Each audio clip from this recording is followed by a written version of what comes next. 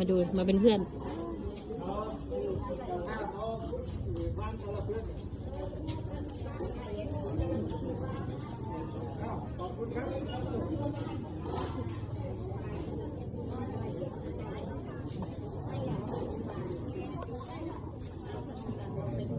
เอาแม่ไปแล้วอ่ะ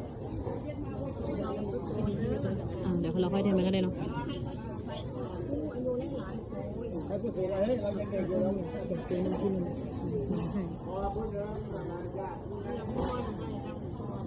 บรรยากาศก่อนเนาะเดี๋ยวเราค่อยไปเดี๋ยวเราตามไปทีหลังก็ได้ปากกาเป็นที่ระลึกถ้าอ้อมได้ดูหน้าพี่น้องไม่กล้าดูย่างคนจุดบึ้มเขาจะมาจุดบึ้มเต็มตัวเลยจุดบึ้มมาแล้วเต็มปิดหูเลยแม่นานจังแค่นี้ไหมไม่ต้องจุดเสร็จก่อนไปก่อน